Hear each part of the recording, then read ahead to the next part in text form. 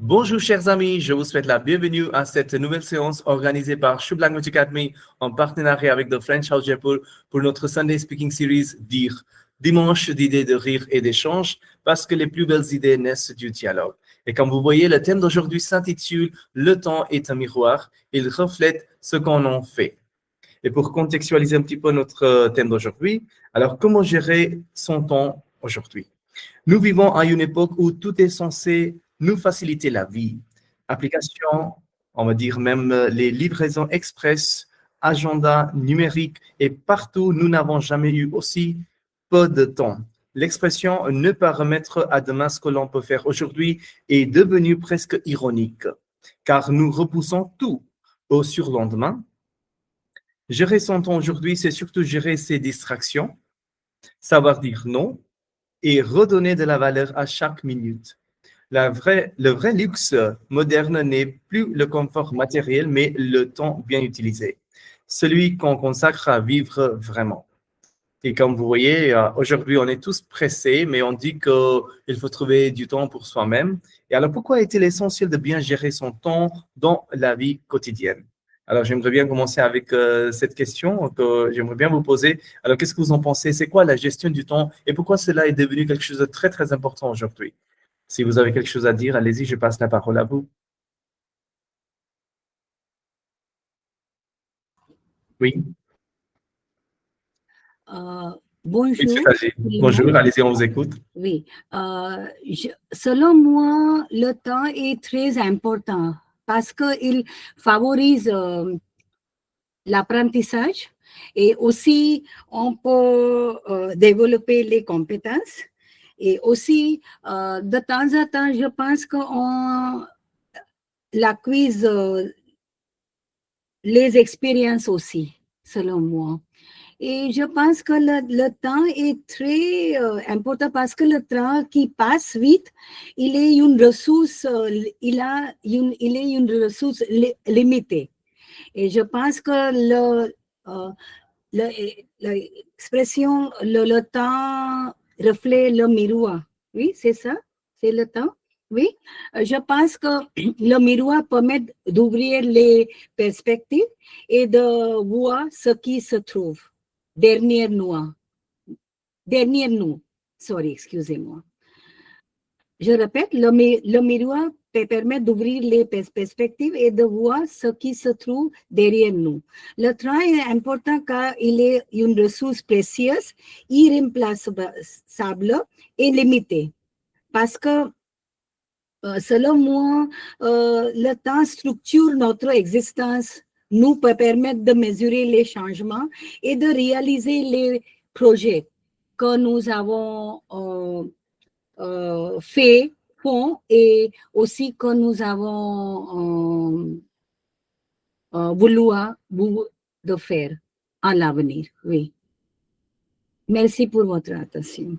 Très bien, parfait. Merci, Smitaji. Alors, vous avez bien dit que le temps, c'est vraiment une ressource limitée, mais il faut en profiter parce qu'après, comme on dit, le temps file et c'est important d'en profiter. Et vous dites que c'est nécessaire pour structurer son existence. Tout à fait. Alors, à travers le temps qu'on a, et donc, comment est-ce qu'on va structurer son existence à travers la réalisation de ses projets et de tout ce qu'on peut faire pendant ce temps-là, ça c'est nécessaire. Voilà, tout à fait important. Merci beaucoup, Smitaji. Oui, quelqu'un d'autre qui s'intéresse à alimenter cette discussion? Et pourquoi c'est nécessaire aujourd'hui de vraiment économiser son temps et aussi de vraiment utiliser d'une bonne façon? Oui, je passe la parole à vous, Purnima. Allez-y, on vous écoute. Oui, bonjour, merci, bonjour à tous.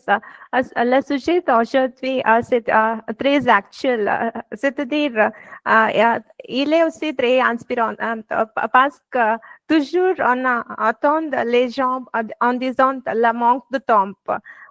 Pour expliquer bien, il y a quelques facteurs qui lient sur ce sujet, c'est-à-dire le temps bien utilisé construit la vie. Notre vie. Sinon, le temps mal utilisé entraîne des regrets. Je voudrais expliquer ça avec un exemple pour que ce soit facile à comprendre. Quand les étudiants utilisent leur temps en apprendre quelque chose, quelque chose pour leurs études. Et il y aura toujours le résultat meilleur, ils trouvent le résultat meilleur. Sinon, à l'inverse, qu'on passe beaucoup de temps devant écran, c'est-à-dire dans les réseaux sociaux, ou peut-être à cause de procrastination, il y aura toujours des effets néfastes parce que le résultat, ce n'est pas beau. Ici, je voudrais expliquer ça avec un exemple pertinent. Oui, toujours les gens, ils sont occupés avec leur travail et d'autres choses. C'est un peu difficile à consacrer le temps pour l'amélioration de soi. Peut-être c'est là pour prendre plaisir de quelques petits instants comme ça. Mais s'il y aura de vouloir, on peut citer la proverbe ici, aide-toi à la ciel, il doit aider. Sinon, vouloir, c'est le pouvoir. S'il y a de volonté pour faire quelques changements dans la vie, c'est toujours possible. Pour revenir à la question, oui, c'est toujours c'est très important de comprendre la valeur de temps et pour réagir dans la manière efficace. C'est tout, monsieur. Merci pour m'écouter. Bravo, très bien. Merci beaucoup pour Nima. Vous avez super bien parlé en partageant votre point de vue. Pourquoi c'est nécessaire de vraiment économiser son temps et aussi d'utiliser. Ça, c'est nécessaire aujourd'hui. Vous parlez de ce terme assez intéressant, c'est procrastination. Et comment est-ce que ça peut être quelque chose de je dirais, difficile pour nous des fois de vraiment gérer son temps parce qu'on a envie de faire quelque chose, on a envie d'avancer dans sa vie, mais puis on va remettre à plus tard ce qu'on peut faire aujourd'hui. Et puis aussi, vous parlez de ce fait qu'il y a aujourd'hui beaucoup de gens qui passent trop de temps sur des réseaux sociaux sans rien faire. Et donc, ils sont en train de scroller, ils sont en train de défiler les vidéos, les reels, et qu'ils passent beaucoup de temps, mais après, ils ne savent même pas qu'ils ont passé beaucoup de temps en scrollant. Et puis après, c'est une perte de temps. Et puis, vous parlez de ce que c'est les micro-plaisirs, la dopamine qui s'éclate dans la tête. Et puis aussi, ça nous fait du bien. Mais après, à quel prix ça? Il faut penser à ça aussi. Et puis, faut comprendre la valeur de temps qu'on dispose parce qu'après, c'est une ressource, comme disait Smitaji, c'est une ressource limitée. Mais des fois, on se dit, non, c'est quelque chose que j'ai beaucoup de temps, je peux le faire après, mais c'est pas grave pour moi. Mais après, bien sûr, aide-toi, le ciel t'aidera, il faut planifier, il faut vraiment avancer d'une façon structurée, et il faut profiter de tout ce qui est autour de nous en ce qui concerne le temps surtout, et puis avancer d'une façon concrète pour réaliser ces projets et aussi pour se donner du temps pour les petits plaisirs de la vie quotidienne pour avancer, parce qu'on ne peut pas se priver de ça non plus. Voilà, très bien. Merci pour Nima. Oui, Smitaji, vous voulez ajouter quelque chose d'autre? Je voudrais ajouter deux petites choses. Allez-y. En outre, selon moi, le temps est le fondement de la vie. Parce qu'il ouvre la possibilité de comprendre, d'apprendre et de découvrir beaucoup de choses de nouveautés. De l'autre côté, ça reste avec nous. Ce qu'on a passé le temps et ce qu'on fait avec le temps que nous avons. Parce que beaucoup de temps, il y a enfin une phrase que tous les gens disent, je n'ai pas le temps. Ça n'est pas le cas. Ça n'est pas le cas. Ce n'est pas vrai. Parce que c'est nous qui font le choix. Parce que je pense que nous devons savoir nos priorités et nos efforts et nos rêves. Parce que le temps est là, mais c'est nous, il reste toujours avec nous ce qu'on a passé le temps. Absolument. Merci, merci. Oui, oui, tout à fait. Vous avez raison parce que quand vous dites ça, c'est-à-dire vous êtes en train de nous montrer quel paradoxe existe dans notre société. D'un côté, on dit que moi, je suis pressé. De l'autre côté, on n'a pas assez de temps. C'est-à-dire que quand on est pressé, on peut faire des tâches rapidement. Peut-être on aura plus de temps. Mais c'est vraiment la situation un petit peu paradoxale. On va dire que d'un côté, on est pressé, on n'a pas le temps. Et en même temps, on dit que il peut trouver du temps pour avancer. Et donc, ce que vous dites, ça me fait penser à ce verbe, c'est prioriser. C'est important de vraiment prioriser, comme vous avez dit, que chacun, tout ce qu'on fait, ça dépend de nous. Comment est-ce qu'on va le faire d'une façon claire, concrète, structurée. Et donc, si on arrive à bien prioriser, peut-être on va y arriver. Voilà. Merci beaucoup. Les autres, si vous avez quelque chose à ajouter sur ce point-là, ce thème-là. Comment vous gérez votre temps? Est-ce que vous arrivez à le faire ou bien vous êtes vraiment pressé, comme on est tous piégés dans ce cercle vicieux de métro boulot dodo? Mais qu'est-ce que vous en... Quelle est votre situation par rapport à votre vie personnelle et votre vie professionnelle? Voilà, donc vous allez ajouter vos points de vue. Oui, Poulima, allez-y, on vous écoute. Est-ce que vous me permettez pour citer quelques exemples de la chanson Bonheur c'est par Berry. Dans oui, sa allez-y. chanson, elle a dit que nous allons mourir demain. Et la temps est limitée et dans le temps limité, on doit essayer de faire toutes les choses. C'est pourquoi c'est très important de prioriser notre tâche et pour réagir avec ça. Très bien, bravo Poulima, super. C'est une chanson de Berry dans laquelle elle parle du bonheur et comment on doit en profiter parce que le temps est limité. Et puis aussi, il faut faire beaucoup de choses dans notre vie parce qu'on est ambitieux, on est talentueux, on a envie de vraiment avancer dans sa vie. Mais comment le faire? Et donc, il faut se dire, le bonheur est là, le temps est là, mais il faut en profiter. Très bien, merci Poulima. Voilà. Ce qu'on va faire, on va essayer de visionner une petite vidéo que je vous ai choisie. Alors, c'est une vidéo qui s'intitule « Comment bien s'organiser au travail ». Et puis, on va aussi essayer d'entamer un petit débat basé sur ça. Alors, vous allez me dire si mon écran est visible pour vous. Je vais essayer d'élargir. Hop.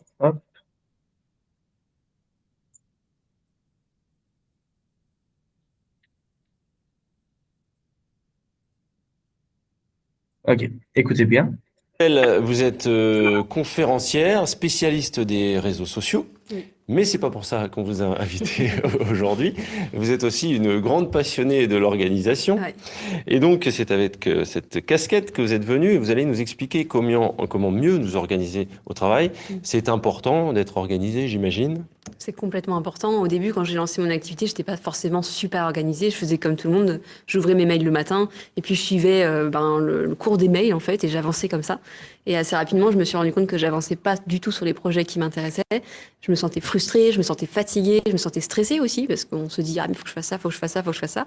Et depuis que j'ai mis en place des techniques toutes simples d'organisation, ça va beaucoup mieux. J'avance vraiment sur les projets qui comptent. Je suis beaucoup moins stressée. J'ai libéré ma charge mentale. Enfin, voilà. Donc on gagne en énergie, c'est ça. On gagne aussi, on a moins de frustration.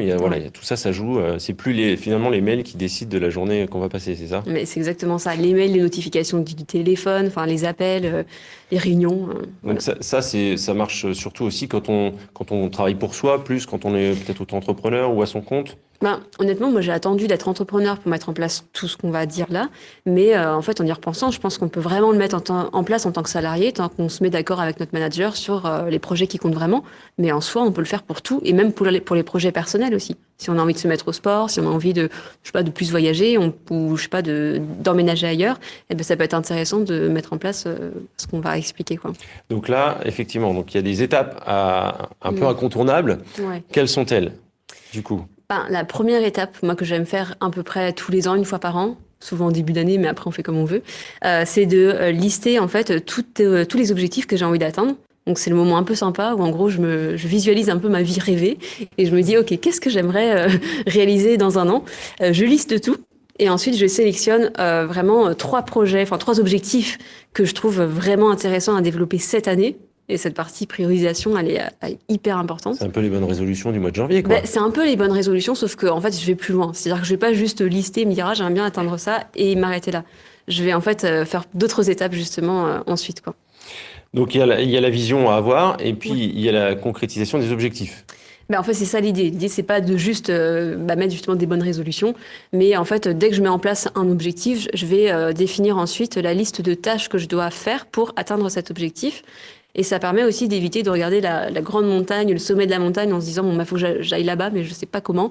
Là, l'idée, c'est qu'on va définir toutes les tâches pour y arriver, comme si on mettait en place une sorte d'escalier, et on va monter chaque marche, en fait, au fur et à mesure. Et ça permet vraiment de se sentir beaucoup moins stressé par rapport à cet objectif. Donc voilà, c'est ce que je fais ensuite. Je définis vraiment toutes les tâches à accomplir. Donc ça va faire une fois. C'est Vous les c'est assez planifiez. tranquille. Et ensuite, il faut les planifier.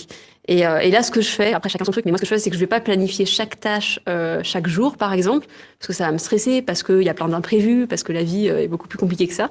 Donc, ce que je fais, c'est que je me mets simplement des plages horaires. Et donc, par exemple, sur tel ou tel type de projet. Donc, par exemple, je sais pas, mon objectif, c'est de me développer sur les réseaux sociaux. Eh bien, le projet pour y arriver, c'est, par exemple, de me lancer sur LinkedIn. Je vais définir toutes les tâches pour y arriver. Et je mets dans mon planning tous les lundis matins, bosser sur LinkedIn. Point. Voilà.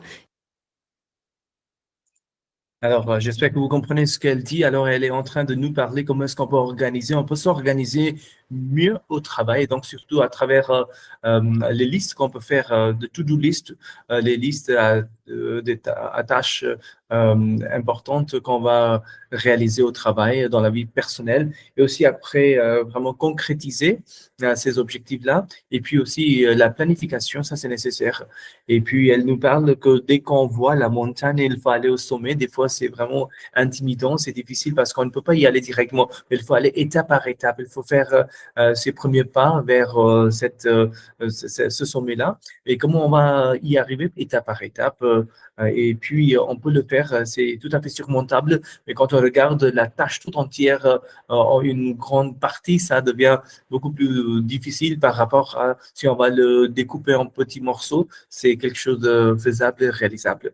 En même temps, elle nous a parlé de ce que c'est les plages horaires. Et donc, les plages horaires, ce sont les petits créneaux de temps qu'on peut créer pour soi-même et on peut vraiment limiter son activité importante pendant ces plages horaires. Par exemple, si je me dis de 11h jusqu'à midi, pendant cette heure-là, ce que je vais faire pendant ce temps-là, ce que je vais faire, je vais focaliser sur peut-être le montage ou bien le editing de ma vidéo. Je peux vraiment rester concentré, focalisé.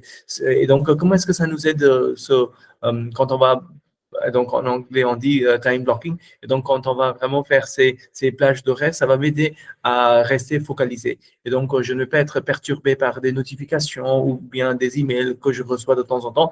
Et donc, ça nous aide énormément. Et donc, elle est en train de nous donner quelques astuces pour avancer pour tout ce qui est le côté de l'organisation du temps et du travail.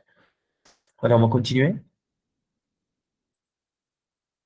Et en fait, dès que je rentre, par exemple, le lundi matin, je regarde ma liste de tâches à accomplir et j'y vais petit à petit, en fait, sans pression. C'est pas compliqué en fait. Mais oui, Vous c'est tout êtes, simple. Julien, vous êtes plutôt du style organisé ou... À ma manière. Ça veut dire quoi ça? Ça correspond pas exactement à ce que dit Isabelle, mais j'ai en tête ce que je dois faire dans la journée. Après, c'est pas forcément écrit, pas forcément projeté Vous arrivez non à vous plus. y tenir?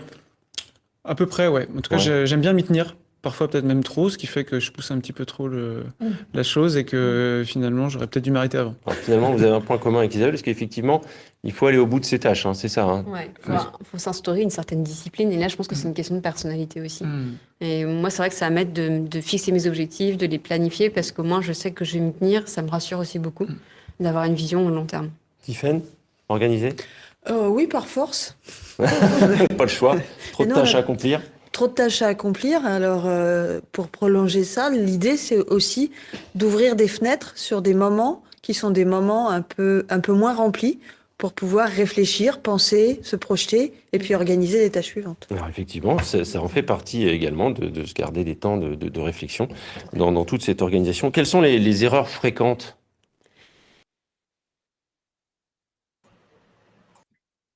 Voilà, avant d'aller vers les erreurs fréquentes qu'on peut rencontrer sur ce chemin-là, alors vous avez vu que quand il a posé la question à ce jeune homme, il lui a posé qu'est-ce qu'il fait dans sa vie pour vraiment mieux ou bien organiser son temps. Il a dit, je le fais à ma manière. Donc chacun a sa façon différente, mais le but, l'objectif principal, c'est d'arriver à vraiment réaliser ses tâches et ses missions, ses projets.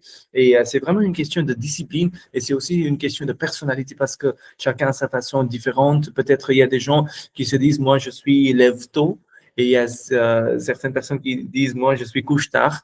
Et donc, on peut dire les gens qui se réveillent très tôt le matin, ils se mettent au travail. Et il y a des gens qui travaillent tard le soir. Et donc, c'est un rythme différent pour eux. Et donc, chacun a sa façon. On peut être euh, euh, différent selon notre besoin, selon notre priorité. Et puis, le but final, c'est vraiment d'arriver à accomplir et aboutir des tâches qu'on a planifiées pour soi-même. Ben, moi, je trouve que l'erreur que je vois beaucoup autour de moi, c'est justement ce fameux j'ouvre mes mails le matin et puis ben, on verra bien. Et de jamais se poser sur ben, qu'est-ce qui compte. Et notamment en tant que salarié, je vois énormément ça. Je vois beaucoup d'équipes qui sont un peu frustrées parce qu'ils avancent pas sur les projets qui comptent vraiment. Et en fait, ils avancent juste dans le quotidien, à faire plein de réunions, à gérer les mails, etc. Alors qu'il faut pas oublier ces fameux gros projets. Et c'est surtout, souvent, c'est ce pourquoi on est embauché en plus. Donc, c'est hyper important. Et alors, en tant Vous, qu'entrepreneur. pour ça, vous avez un truc Ouais. très bien, c'est de le faire ça, par exemple, le matin. Les gros projets, c'est le matin. Ouais, c'est ce que je me suis dit. Après, chacun est différent. Moi, personnellement, là où j'ai le plus d'énergie, c'est le matin. Donc, je me suis dit, OK, à partir de maintenant, et ça fait quelques temps maintenant que je fais ça fait au moins 2 ans, je fixe toutes mes matinées sur les projets. Et du coup, on peut plus m'appeler, on peut pas me contacter par mail. Bon, si vraiment il y a une énorme urgence, je peux me rendre, enfin, je peux me libérer, mais honnêtement, je suis pas dans un métier non plus de. Je suis pas chirurgienne ou Oui. voilà. Donc ça va, on est plutôt tranquille. Donc tous les matins, je bosse vraiment sur mes gros projets et je me concentre que là-dessus et je pense, je peux. Voilà, donc ici, ce qu'on voit, c'est que c'est quoi la grande erreur qu'on rencontre au travail ou même dans notre vie personnelle, c'est que des fois, ce qu'on commence à faire, c'est qu'il y a des tâches ordinaires et peut-être on les en apportant des solutions à ces tâches-là, on oublie les grands projets de la vie. Et donc, qu'est-ce qui est nécessaire? Et donc, selon cette experte, qu'est-ce qu'elle fait le matin? C'est le temps qu'on a beaucoup d'énergie, on est vraiment motivé. Et donc, elle consacre tout ce temps-là pour ses projets. Professionnels surtout. Et donc, elle dit que le matin, c'est pas pour répondre aux emails et c'est pas pour parler aux collègues, non, pas du tout. Et donc, c'est vraiment se consacrer aux gros projets et couper ces notifications pour ne pas être perturbé. Parce qu'après, dès qu'il y a une notification, il y a un petit ting, on est un petit peu, on est distrait et qu'on commence à vraiment trouver des réponses à ces notifications. Et puis aussi, finir ce qu'on a commencé. Ça, c'est quelque chose de très important parce qu'on a cette énergie, on commence avec un enthousiasme immense, mais après, on ne s'y tient pas beaucoup à ce qu'on était en train de faire au début. Voilà, et donc finir ce qu'on a commencé. Alors, ce sont les petites astuces, mais je pense que ça nous aide énormément à non seulement à concevoir un projet, mais aussi à finir à réaliser ce projet d'une façon correcte et juste avec toute son énergie, toute sa motivation. Et puis, parce que ça se fait le matin, peut-être si ça m'aide énormément, mon énergie, il faut le faire et comment se déconnecter avec tout ce qui tourne et surtout les choses ou les appels, les notifications qui peuvent vraiment diminuer mon énergie, ma concentration envers mon travail. Voilà. Vraiment, c'est beaucoup plus libre. Je peux gérer les imprévus, je peux gérer mes clients, je peux gérer ma gestion, mes mails, etc. Ça marche super bien. Le midi, déconnexion. Ouais, ah ouais. Alors ça, Complète. pareil, alors, par contre, je sais pas comment vous faites vous, mais moi personnellement, enfin, je comprends pas les gens qui bossent le midi avec un sandwich en train de bosser. Enfin, je me dis comment ils font en termes de charge mentale, en termes de stress aussi, enfin, pour gérer en fait ça tous les jours. Et pour moi, c'est hyper important le midi de tout couper, quoi, vraiment, et de, si possible, de se déconnecter des écrans, si on est tout le temps sur les écrans, voilà, de faire autre chose, quoi. Et du coup, l'après-midi, c'est plutôt gestion. Ouais, c'est ça, gestion. Et là, pour le coup, je me mets pas des choses précises en tête. C'est vraiment gestion des imprévus. Bah, c'est la gestion de mon entreprise, en fait. Donc là, c'est vraiment gestion pure, comptabilité, gestion des clients, conférences, formations. Et c'est vraiment l'après-midi que je le fais. Les rendez-vous aussi, c'est à ce moment. Voilà, ici, quand on parle de l'après-midi, qu'est-ce qu'elle fait? Elle est en train de nous dire qu'elle se déconnecte complètement des écrans. Parce qu'après, si elle reste collée aux écrans, ça va la perturber. Et donc, c'est plutôt le moment où elle est en train de faire la gestion de l'entreprise, gestion des imprévus et aussi gestion des mails et autres messages. Parce que bien sûr, il faut y répondre aussi, ça c'est nécessaire. Mais comment elle le fait? Elle le fait que pendant le moment où peut-être elle n'a pas autant d'énergie qu'elle avait le matin et donc peut-être c'est le moment de le faire les tâches quotidiennes surtout. Et donc, comment prioriser ça, c'est nécessaire. Et donc, c'est vraiment, on va dire, c'est quelque chose qu'on doit apprendre non seulement pour soi-même, mais aussi aux enfants, aux autres, de vraiment arriver à bien comprendre ce qui est urgent, ce qui est important. Et des fois, on confond les deux et on n'arrive pas à vraiment gérer son temps. Voilà. Voilà. Donc les phases de réflexion, tout ça, ça reste c'est plutôt l'après-midi aussi, ou ça dépend si c'est pour les gros projets finalement, Ouais, c'est plutôt ça. se garder ces temps-là le matin. Bah exactement, ça dépend ce qu'on a envie de travailler, mais totalement. Moi, je prends aussi beaucoup de temps pour juste prendre mes distances et arrêter d'être tout le temps la tête dans le guidon aussi. Et c'est par exemple, j'ai mis en place aussi ça depuis le début de l'année, c'est tous mes vendredis, je mets aucun rendez-vous et ça me permet de prendre un peu plus de recul et de gérer tout ce qu'il y a à gérer, quoi. Vous accordez un peu de temps de déconnexion, Tiffany? Pas assez. Le midi, par exemple. Mais alors après, c'est une autre posture parce qu'en fait, moi, c'est un muscle qui a entraîné. Donc, à partir du moment où je démarre, ça continue. Ah, vous êtes une athlète de haut niveau C'est ça, à ce en niveau-là. fait. Par contre, en fin de journée, quand c'est terminé, c'est terminé. C'est bien. Donc en résumé, planifier. Ouais, Donc on a une vision globale, long terme. on planifie, on démarre toujours la journée plutôt avec les tâches importantes, Ouais, c'est ça. ouais, On s'accorde des moments de déconnexion, oui, plutôt des plages horaires que des des horaires resserrés. oui, clairement. Et puis ne pas hésiter à prendre de l'avance aussi, vous disiez. Ah ouais, totalement. Moi, j'essaie de, enfin, je suis quelqu'un d'assez stressé de base, donc pour moi, c'est hyper important de faire les choses avec beaucoup d'avance. Et ça me permet, en fait, là, le but du jeu d'organisation, pour moi, c'est juste de libérer ma charge mentale, d'être moins stressée et d'avancer sur ce qui compte vraiment. Donc, ouais, je fais les choses bien en avance. Et pareil, on parlait des pauses, mais par exemple, le week-end, je regarde jamais mes mails, enfin, vraiment. Et Ouais. je regarde pas les réseaux sociaux non plus professionnels. Je coupe vraiment tout.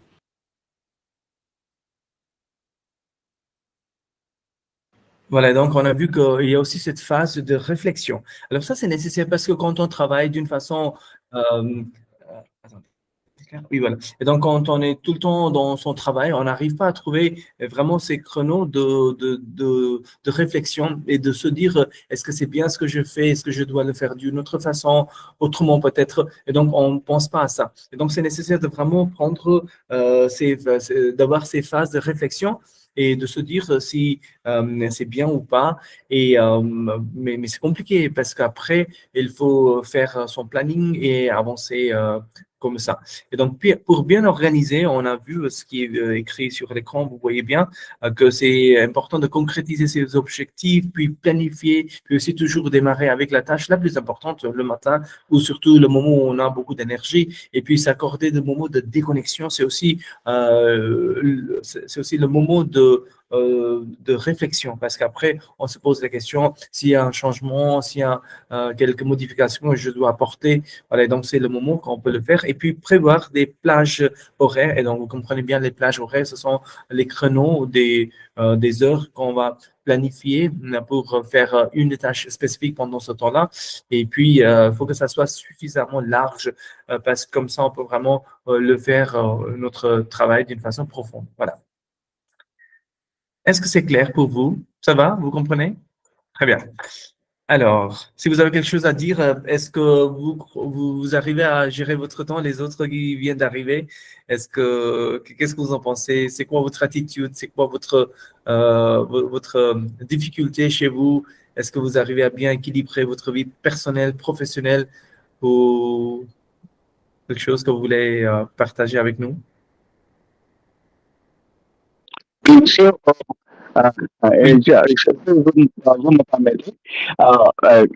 Je vais vous dire quelque chose de très personnel. J'ai 62 ans et j'avais 63 ans très vite. Et maintenant, ce que je pense que chaque jour est très important pour moi. Et je planifie chaque jour et j'organise les temps comme ça. Parce que je n'ai pas beaucoup de temps pour planifier. Euh, et, et, maintenant, je pense que j'ai perdu beaucoup de temps comme. Euh, mais maintenant, je comprends l'importance du temps maintenant, mais c'est déjà trop tard. Trop tard. C'est ça. D'accord. Oui, très bien. En fait, il y a un petit souci technique. On ne vous entend pas très bien, mais quand même, on a compris que vous arrivez à gérer votre temps bien et vous êtes quelqu'un qui travaille beaucoup le matin, c'est ça, Johnson? Non, qu'est-ce que vous avez dit, monsieur? C'est vous Alors, on ne vous entendait pas très bien, mais maintenant ça va. Vous pouvez répéter ça? Oui, c'est ça. Oui. Oui. Est-ce que vous avez, non, vous avez demandé quelque chose? Est-ce que ça? Non, non, je disais ce que vous avez dit. Je répétais ce que vous avez dit. Vous disiez que vous arrivez à gérer votre temps, c'est ça? Oui, non, j'ai dit que j'ai 62 ans maintenant et je suis très vieux déjà. Et je n'ai pas beaucoup de temps en avenir et j'ai perdu beaucoup de temps quand j'étais jeune. Et maintenant, je comprends l'importance du temps. Mais c'est déjà très, très tard. Mais maintenant, je planifie chaque jour et chaque jour comme ça. Pas, chaque moment, chaque jour est très important pour moi et j'essaie d'utiliser chaque moment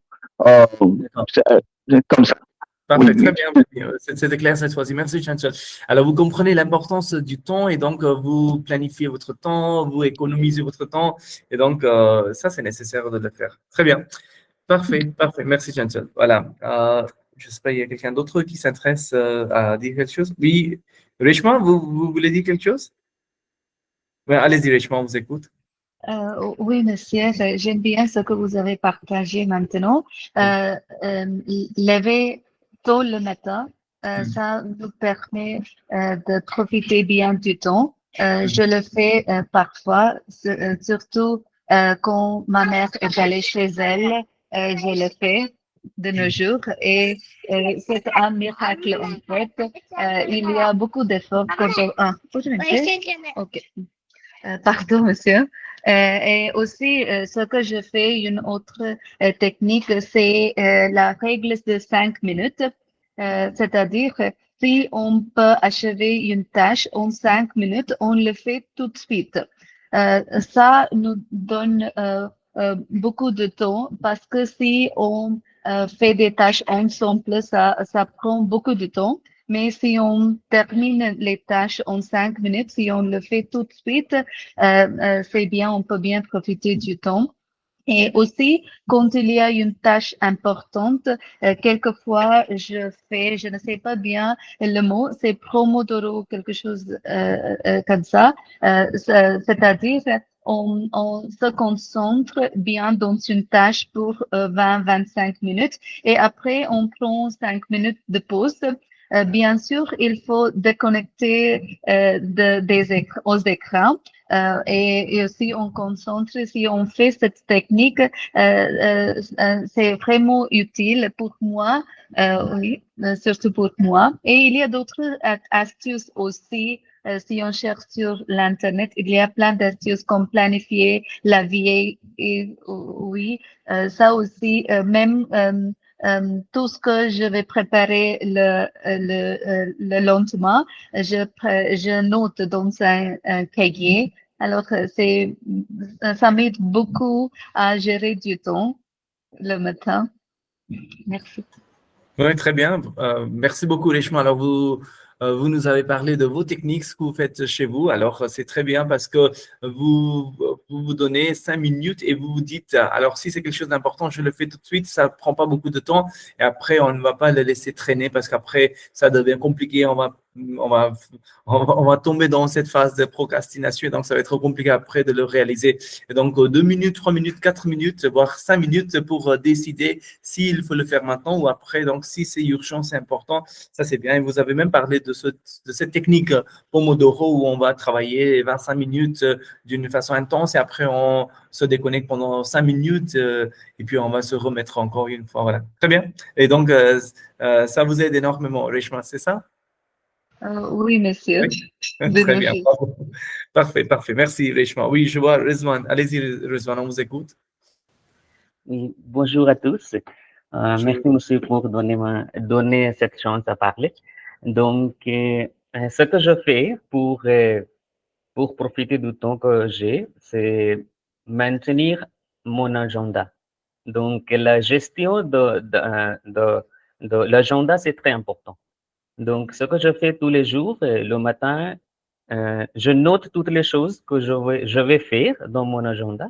Donc, j'ai un petit carnet, donc je note toutes les choses et malgré ça, il y a des imprévus, c'est possible et c'est tout à fait humain, je pense, mais ça m'aide beaucoup. Maintenir cette chose tous les jours dans la vie quotidienne, ça m'a aidé beaucoup et ça m'aide beaucoup aussi encore. Donc, c'est quelque chose qu'on fait tous les jours et parce que c'est très difficile de rester concentré dans le monde d'aujourd'hui parce qu'il y a toujours des messages, notifications, les réseaux sociaux, etc. Et nous sommes tous accros aux réseaux sociaux aussi. Et même si quand on est en train de travailler, notre entreprise et même les institutions nous obligent de rester connectés si au cas où il y a des messages importants. Donc, quelquefois, ce sont des choses qui nous empêchent de profiter du temps aussi. Donc, ça fait partie de la vie quotidienne et moderne. Donc, il faut quelquefois faire un choix alternatif qui nous rend notre vie quotidienne importante et productive. Donc, ce que je fais, c'est maintenir l'agenda et aussi, quand on parle en termes généraux du temps, il y a un proverbe latin que je mets sur mon fond d'écran, c'est Carpe Diem. Et c'est quelque chose qui est très, comment dire, qui m'aide beaucoup. Quand je lis ça, Carpe Diem, ça m'aide à m'organiser et m'être un peu plus productif. Donc, peut-être qu'on peut aussi utiliser ça. Donc, ça veut dire saisir le moment, Carpe Diem. Et il y a aussi un autre proverbe qui dit Memento mori. Donc, un jour, on va mourir. Donc, avant de mourir, il faut donner du sens à notre vie. Donc, il faut profiter. Donc, ces deux proverbes sont très importants dans ma vie. Merci. Très bien, merci beaucoup, Rizwan. Vous avez bien parlé. Alors, vous avez votre agenda et donc vous notez tout et donc vous allez vraiment prioriser les tâches pour vous en faisant la liste des choses à faire. Et peut-être, je pense que quand vous vous couchez, vous vous posez la question, est-ce que j'ai bien réalisé les tâches que j'avais prévues au début de ma journée? Et aussi, vous adhérez énormément à ces expressions. Bien sûr, il faut se donner un message profond auquel on va se tenir, surtout d'une façon concrète pour arriver à réaliser tout ce qu'on veut faire dans ce monde. Et donc, Carpe Diem, ou bien vous parlez de momentum mori. Et donc, on est en train de perdre sa vie à tout moment. Et donc, il faut vraiment en profiter parce qu'après, le temps, ce qui est perdu est perdu. Alors, comment le faire d'une façon profonde pour avancer dans sa vie. Très bien. Merci beaucoup, Rizwan. Voilà. Et donc, ce qu'on va faire, on va essayer de visionner une autre vidéo que je vous ai choisie. Alors, c'est tu perds ton temps. Alors, est-ce qu'on est en train de perdre notre temps et comment le faire d'une façon différente, peut-être de se réorganiser. Et puis, c'est un petit peu long, mais ce qu'on va faire, c'est qu'on va essayer de visionner une petite partie de cette vidéo. Voilà, écoutez bien. Si vous passez 1 heure par jour sur votre téléphone, il vous reste plus que 23 heures pour vivre. En général, on dit qu'on dort 8 heures, c'est-à-dire un tiers de notre temps. Vous pouvez vivre 15 heures si vous passez 1 heure par jour sur votre téléphone. Moi, y compris, c'est la même règle. On va dire qu'on enlève quand même 2 heures de temps obligatoire. C'est l'hygiène, c'est se nourrir et préparer cette nourriture-là. Donc, il nous reste 13 heures en fait pour vivre. Et 13 heures, si vous avez une vie scolaire ou si vous avez une vie professionnelle, elle prend vite 8 heures de votre journée, cette vie-là, au bas mot. Donc, finalement, il reste entre 4 et 5 heures qui vous appartiennent vraiment à vous dans votre journée pour faire ce que vous avez profondément envie de faire. Si ces 4 à 5 heures-là qui restent, vous les dédiez de nouveau à votre téléphone ou à un enchaînement de séries sur Netflix, eh bien finalement, vous n'avez pas vécu les choses qui vous rendent profondément heureux ou heureuse. On va parler du temps dans cette vidéo. C'est un sujet qui me passionne, qui me fascine, qui m'anime. Parenthèse ultra rapide. Je viens à l'instant de sortir un bouquin qui s'appelle « Ce livre vous fera gagner du temps ». Dedans, il y a des choses dont on va parler dans cette vidéo, il y a des choses dont on va parler qui ne sont pas dedans. Si vous avez lu « Votre temps est infini » que j'avais fait en 2018, ça se complète, ça s'augmente. On peut lire celui-là sans avoir lu « Votre temps est infini » et inversement. Et surtout, j'en parlerai qu'à la fin de la vidéo pour celles et ceux que ça intéresse. Comme ça, nous, on parle du sujet si vous voulez juste la vidéo. La technologie qu'on a autour de nous, à la base, elle a été faite pour nous rendre service, pour nous être plus confortables, pour nous éviter des efforts et bien souvent pour nous faire gagner du temps. Quand les voitures ont été inventées et démocratisées, pour monsieur et madame tout le monde, c'était pour relier du point A au point B plus rapidement qu'avant, avec moins d'efforts qu'avant. Et les transports, qu'ils soient individuels ou en commun, ont eu cette volonté-là, c'était la volonté primaire. Sauf qu'aujourd'hui, on passe notre vie dans des transports à aller de plus en plus loin et en speedant pour prendre ces transports et on se dit c'est tout à fait normal, mais ça génère du stress, de la fatigue et l'impression de courir après les heures. En moyen de communication, quand le mail a été démocratisé tel qu'on le connaît aujourd'hui, ça a été incroyable. C'est-à-dire l'étape d'avant, si on enlève le fax ou des choses comme ça, c'était vraiment d'écrire une lettre, de la poster, de l'envoyer à l'arrivée 2 à 3 jours après. On attendait la réponse de la personne, donc une conversation épistolaire et même professionnelle pouvait prendre 1 semaine pour chaque aller-retour. Le mail, c'est instantané. On a gagné en confort, on a gagné en énergie et on a gagné du temps. Et qu'est-ce qu'on a fait de ce temps gagné? Eh ben, on s'est dit, du coup, ce serait assez normal que la personne puisse répondre à 20 ou 30 mails chaque jour. Pire que ça, notre cerveau a créé des illusions de perception de temps où si j'envoie un mail à 10 heures et que j'ai pas de réponse de mon mail à 14 ou 15 heures, je me dis qu'est-ce que fait la personne en face? Qu'est-ce qui se passe quand même? Ma réponse devrait déjà être arrivée. Donc la technologie ne nous a pas menti, elle a réussi à faire ce qu'elle devait faire, mais nous, on s'est menti vis-à-vis de ce qu'on obtenait de cette technologie-là. La seule chose qu'on a récoltée, c'est du stress, toujours cette impression de moins maîtriser son temps, de courir après les minutes et d'être oppressé par un temps toujours trop court. Ça démontre des choses qui sont... Voilà, donc on a bien compris qu'avec la technologie, avec les emails, ça nous a vraiment aidé à gagner du temps. Mais qu'est-ce qu'on fait de ce temps qu'on a gagné? On est en train de répondre aux mails, encore une fois. Et donc, ce n'était pas l'idée au départ. Donc, au départ, c'était la démocratisation et c'était pour vraiment nous faciliter à être productifs et à être efficace. Mais en fait, on est vraiment pressé. Il y a cette grande pression de travail aussi. On est pressé des fois. Et donc, il y a vraiment on est en train de courir après les minutes. Et donc, la situation devient beaucoup plus difficile en ce moment, même quand on est entouré par la technologie et les avancements technologiques. Sont très importantes pour le procrastinateur que je suis, parce que c'est peut-être pas clair pour vous, j'ai pas l'air de l'être, je le sais, mais je suis un gros procrastinateur. Je suis attiré par l'idée qui brille et pas par l'effort que j'ai à fournir sur la tâche qui m'attend. Sauf que mon but dans ma vie, c'est d'expérimenter les choses. Alors j'ai toujours su qu'il fallait que dans ma vie, je trouve des méthodes, des solutions douces parce que sinon je vais pas les mettre en place, je vais les procrastiner, donc qui s'insèrent facilement et automatiquement dans mon quotidien pour que ça change. Et même là, c'est pas le bon mot, ça ne change pas. Un procrastinateur, c'est un abstinent ensuite, mais c'est pas quelqu'un qui ne procrastine plus. Ça vous parle peut-être, vous découvrirez ça dans les commentaires. Un exemple très concret qui peut vous être utile.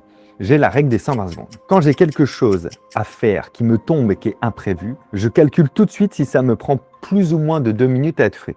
Si ça prend moins de 2 minutes, je le fais immédiatement, quoi qu'il arrive. Une tâche, un mail qui arrive, un collègue qui nous demande quelque chose, peu importe, ça allume une ampoule dans notre cerveau de choses à faire et c'est plus confortable quand on éteint cette ampoule en résolvant le problème. C'est d'ailleurs pour ça qu'on est obsédé quand on a entendu le ting d'une notification parce que ça allume une ampoule et on veut aller voir. Si c'est plus de 2 minutes, je la planifie tout de suite. L'agenda, c'est la règle numéro 1 de votre vie personnelle et professionnelle. Et j'ai pas dit dans ce sens-là. Voilà, je pense que vous avez tout dit. Donc, comme disait Rizwan, et donc l'agenda, c'est quelque chose d'important. Et donc, il faut garder un agenda, il faut vraiment travailler là-dessus. Et puis aussi, comme disait Reshma, qu'il faut décider dans 5 minutes, et il faut le faire en ce moment ou après. Donc, c'est un choix personnel. Mais comme dit ce monsieur, il est en train de nous dire, il prend quoi, 120 secondes, 2 minutes pour décider, il faut le faire ou pas. Et donc, comme ça, on peut vraiment prendre sa décision parce que des fois, on a cette confusion tout le temps permanente où on n'arrive pas à vraiment prendre sa décision. Et donc, quand on va le remettre à plus tard, ça devient quelque chose de difficile. Et donc, ça s'entasse, ça devient beaucoup plus difficile. Et puis, on se dit, bon, je n'arriverai jamais à le faire, à le finir ou même à commencer. Et donc, je pense que c'est 2-3 minutes pour décider soit de le faire ou de le reporter, mais même si on remet avec de la conscience et avec une bonne volonté, peut-être ça nous aide après. Voilà, et donc ce que je vais faire, je vais partager ce lien de cette vidéo, comme ça vous allez comprendre plus, et vous comprenez déjà très bien parce que vous avez votre vie personnelle, professionnelle que vous arrivez à bien mener. Alors, ce que je vais faire en ce moment, je vais partager un document que je vous ai préparé et à travers ce document, on va essayer de voir, alors je vous montre ça, gérer son temps. Alors, si c'est visible pour vous, mon écran, on est en train de parler quelques termes. Et donc, la procrastination, vous comprenez très bien. Alors, la procrastination est l'habitude de repousser à plus tard les tâches importantes, souvent au profit d'activités plus agréables, mais moins prioritaires. C'est-à-dire, moi, j'ai un examen demain, mais qu'est-ce que je suis en train de faire? Je suis en train de scroller parce que ça me fait du bien, c'est la dopamine qui me fait du bien. Et donc, je pense pas à mon examen, c'est les vidéos sur YouTube ou bien d'autres réseaux sociaux qui m'intéressent plus que mon travail pour l'examen. Et donc, la procrastination, c'est quelque chose de difficile, mais tout le monde fait face à cette situation aujourd'hui.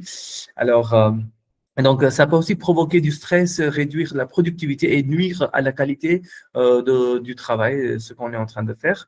Et puis, les plages horaires, on en a parlé. Alors, ce sont les plages horaires correspondent à des périodes dédiées. Alors, ce sont les périodes tout à fait dédiées à des activités spécifiques dans une journée. Voilà, et donc, par exemple, une personne peut réserver de 8 heures jusqu'à 10 heures pour travailler sur un projet important. Et donc, rien que ça. Et donc, il va se focaliser pour faire que cette tâche-là. Et donc, ça va vraiment améliorer l'efficacité et aussi, ça va réduire le stress lié à la surcharge. Et puis, de nos jours, on dit qu'on est multitâche. Et donc, c'est très bien, mais en même temps, il ne faut pas être multitâche excessive, parce que des fois, quand on est multitâche excessive, ça, c'est un problème. Mais c'est quoi ça, être multitâche? Et donc, le multitâche consiste à exécuter plusieurs tâches simultanément.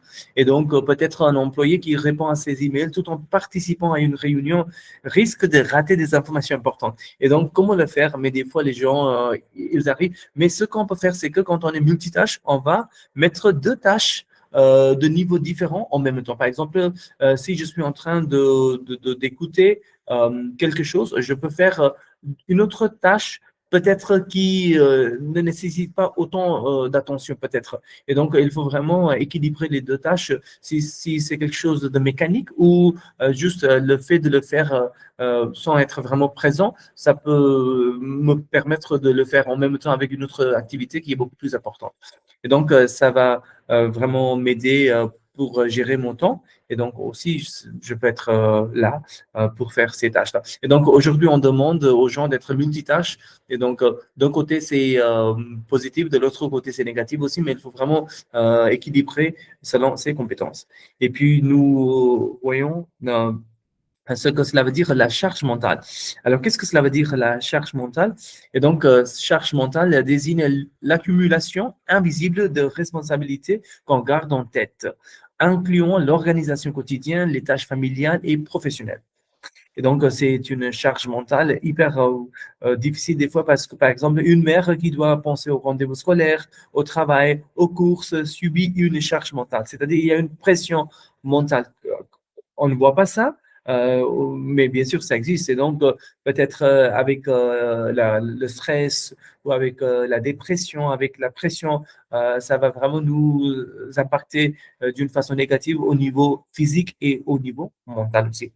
La phase de réflexion, on en a parlé, c'est-à-dire c'est la phase où on va analyser la situation avant d'agir afin de prendre des décisions efficaces. Et puis, on a aussi le terme, la priorisation, c'est-à-dire on va prioriser, on va classer les tâches selon leur importance et leur urgence. Et donc ça, c'est nécessaire parce qu'après, des fois, c'est compliqué parce qu'on ne sait pas si je dois le faire en ce moment ou après. Et donc, des fois, ce que je fais en ce moment, peut-être, je n'ai pas besoin de le faire en ce moment. Ça peut tarder un petit peu, mais des fois, je n'arrive pas à distinguer entre ce qui est urgent, ce qui est important. Peut-être c'est important, mais ce n'est pas urgent. Il faut arriver à comprendre la différence entre les deux aussi. Et puis, le curseur cognitif, qu'est-ce que cela veut dire? Le curseur cognitif, cela représente la capacité d'attention et de concentration que l'on peut ajuster selon la tâche à accomplir. Et donc, en gestion du temps, savoir moduler son curseur cognitif permet d'optimiser l'énergie mentale. Et donc, comment est-ce que je vais focaliser mon énergie mentale? Parce que c'est limité. Et donc, comment le faire d'une façon profonde et efficace? Par exemple, on peut dire que quand il y a un programmeur qui doit résoudre un problème complexe, qu'est-ce qu'il fait? Il augmente son curseur cognitif pour se concentrer pleinement, tandis qu'il réduit son niveau de concentration pour répondre à des emails simples, bien sûr. C'est-à-dire, il a bien divisé, il a bien reparti sa concentration, et donc ça l'aide à vraiment optimiser son travail. Et puis aussi, on va voir quelques techniques. On en a parlé. Alors, on a parlé de la technique Pomodoro. Et donc, vous travaillez pendant 25 minutes concentré. Et après, vous allez prendre une petite pause de 5 minutes. Et comme ça va vous aider à vraiment réduire la fatigue mentale. Et aussi, ça va vous aider à éviter la procrastination. On a aussi ce qu'on appelle la matrice Eisenhower. Et donc, qu'est-ce que cela veut dire? C'est-à-dire arriver à bien comprendre est-ce que c'est quelque chose d'urgent ou quelque chose d'important. Et donc, trouver la différence entre les deux va nous aider à avancer. Par exemple, un salarié doit préparer un rapport urgent et important, planifier une formation future important, mais pas urgent, répondre à certains emails secondaires urgents, mais pas importants. Il peut aussi gérer son temps intelligemment. Et donc, il faut vraiment se poser la question, est-ce que c'est important ou urgent? La règle de Pareto est donc 80 sur 20, c'est-à-dire la règle de Pareto affirme que 80% des résultats proviennent de 20% des efforts. Et donc, en gestion du temps, elle aide à identifier les tâches à forte valeur ajoutée à se concentrer dessus. Donc, on va comprendre, si je fais ça va m'aider et aussi pour obtenir 80% des résultats. Et donc, je vais vraiment mettre tous mes efforts pour faire ça. The time blocking, voilà, les plages d'horaire, on en a parlé. The to-do list, on en a parlé. Et aussi, il y a une autre méthode qu'on a dit en anglais, GTD, Getting Things Done. C'est-à-dire, le but, c'est vraiment de capturer toutes les tâches dans un système externe. C'est-à-dire, à les clarifier, les organiser, les réviser et à la fin, les exécuter. Parce que si on tarde, quand on va tarder les choses, on va tarder les activités, on n'arrivera jamais à les commencer. Et donc, le but, c'est commencer à faire. Il faut les exécuter. Même si c'est pas tout à fait correct, mais c'est pas grave. En les faisant, on va les tailler, les ajuster, les corriger. Mais si on va attendre le bon moment, ça n'arrivera jamais non plus. Et donc, ça, c'est nécessaire de GTD, c'est Getting Things Done. Voilà. Et puis le batching, c'est-à-dire s'il y a des tâches similaires, on peut les mettre dans le même bloc et comme ça, on peut faire les deux tâches ensemble. La planification hebdomadaire, on peut préparer bien en avance les tâches importantes de la semaine. La méthode ABC est donc A, c'est-à-dire très important, B, important mais pas urgent, C, c'est pas important. Et puis, le suivi du temps. Time tracking, ça c'est encore quelque chose d'important, de mesurer combien de temps on consacre à chaque activité. Parce qu'après, si c'est quelque chose de très simple, mais je passe des heures et des heures, il faut se dire, bon, il ne faut pas le faire. Et donc, il faut se chronométrer. Il ne faut pas que ça soit quelque chose de chronophage. Si c'est quelque chose de chronophage, c'est-à-dire ça prend beaucoup de temps, mais ce n'est pas bien non plus. Et donc, si c'est, comment dire en anglais, c'est time consuming, il faut se demander, pourquoi c'est time consuming pour moi? Est-ce que je le fais d'une façon incorrecte ou je ne suis pas présent quand je le fais, je suis un petit peu distrait. Et donc, comme ça, on peut vraiment planifier. Et maintenant, quels sont les ennemis de l'organisation et de la gestion du temps? On a déjà vu que c'est la procrastination, on en a parlé, les distractions numériques, on comprend très bien, le manque de priorisation, alors il faut s'en sortir, puis la surcharge de travail, c'est-à-dire il y a trop d'activités à finir et donc ça provoque stress et inefficacité. Et puis aussi, on en a parlé, le multitâche excessif. Si ça reste toujours là, ça va nous rendre dans cette situation où ça va être compliqué de vraiment accomplir les tâches et aussi ça va réduire la concentration et la qualité de notre travail. La charge mentale, on en a parlé, ça aussi, ça va créer la situation où on aura des pensées négatives, ça va créer le stress et la distraction. L'indécision ou l'absence de planification. Des fois, le problème, c'est que les gens, ils n'arrivent pas à vraiment prendre des décisions. Et donc, ils se disent, bon, j'attends quelqu'un, peut-être quelqu'un d'autre va m'aider, ou bien j'attends le bon moment, mais on en a parlé, le bon moment ne vient jamais. Et donc, tout moment, c'est un bon moment, mais comment est-ce qu'on va le rendre dans un moment parfait? C'est notre responsabilité et en le faisant, on peut le faire. Et donc, il ne faut pas réfléchir à l'avance aux tâches à accomplir parce que ça peut entraîner perte de temps, mais commencer à faire. Et donc, quand on dit, c'est-à-dire l'indécision, c'est-à-dire on ne pense pas au travail, aux travaux, et donc on ne pense pas aux tâches à accomplir, mais il faut commencer une journée sans liste des tâches ou plan clair. Des fois, ça peut aussi nous servir, mais chacun à sa façon différente. Et puis, le perfectionnisme. Alors, il y a des gens qui disent, moi, je veux bien que ça soit parfait. Mais parfait, c'est quelque chose de relatif et donc on ne sait pas si ce que je fais, c'est parfait ou pas. Mais ce qu'on peut se dire, c'est que ce que je fais aujourd'hui, c'est meilleur que ce que je faisais hier. Et peut-être ça va m'aider à me comparer à moi-même. Et puis, je peux définir des objectifs réalistes, accepter que certaines tâches soient suffisamment bien faites et respecter les délais. Et puis aussi, on peut parler de ce que c'est des interruptions fréquentes. Et donc, s'il y a des notifications, il y a des appels, il y a des visites imprévues. Et donc, ce qu'on peut faire, c'est qu'on peut planifier des plages de travail en profondeur, signaler ses heures de disponibilité et créer un environnement propice à la concentration.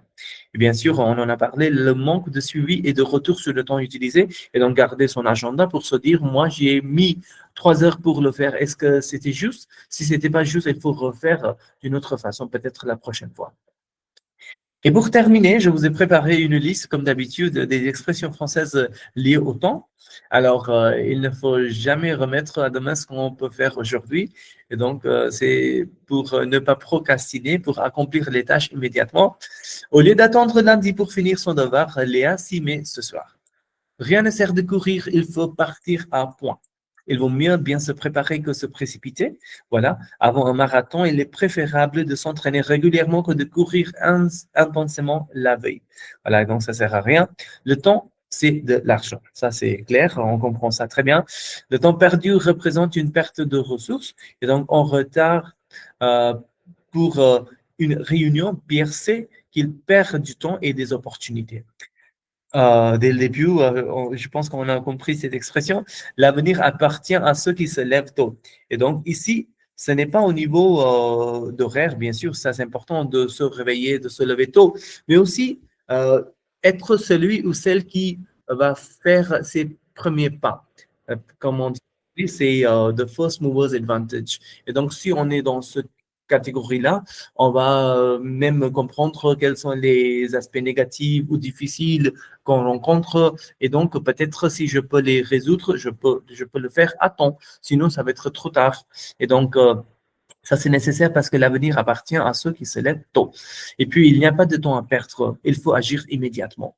On comprend, le temps guérit toutes les blessures. Ça, c'est important parce qu'il faut se donner du temps parce qu'après, avec le temps, la douleur et les difficultés s'atténuent. Ça, c'est important. Et prendre son temps et donc ne pas se précipiter, agir calmement. Et ça, c'est plutôt le temps et la phase de réflexion. Et donc, il faut arriver à bien faire ces réflexions pour ne pas se précipiter aussi, pour prendre son temps pour agir calmement. Parce qu'avec un cerveau assez mouvementé, on n'arrive jamais à répondre d'une façon claire et correcte. Et à la fin, on a le temps file, c'est-à-dire le temps passe vite.